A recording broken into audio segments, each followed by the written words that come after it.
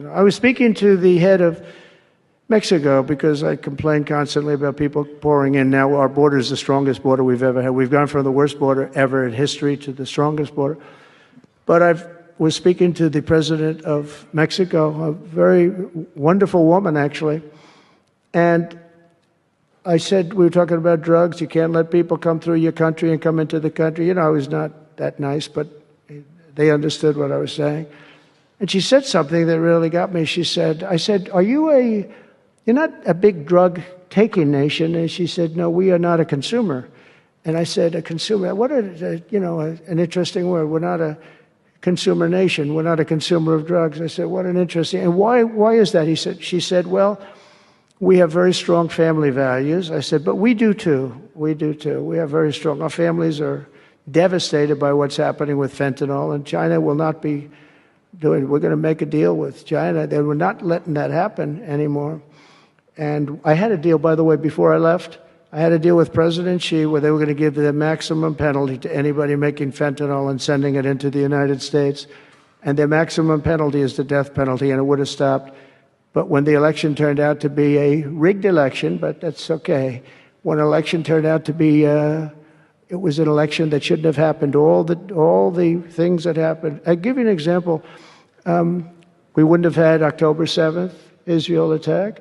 We wouldn't have had Ukraine and Russia fighting. We wouldn't have had inflation. We wouldn't have had all of these things that, happened. But in speaking with her, she said about family values, I said, well, you're not really saying anything there because we have great families too. We have great family values.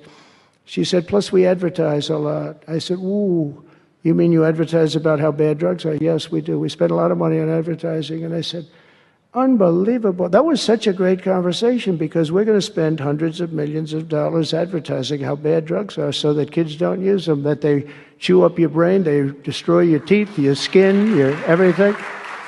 And I thanked her for that. I make so many calls and I never learn anything from anybody. I know everything and I never learn anything from anybody. And I spoke to this woman. As soon as she said it, she didn't have to say exactly what. I said, exactly. What a great idea. And I think we're going to have, and I saw pieces of it, we're going to go in with $100 million and then another $100 million initially. But I saw some of the ads and they are really violent. I said, you have to make them strong. Your skin practically comes off after a period of time. You lose your hearing. You lose your teeth. It is terrible. And we show this happening to people.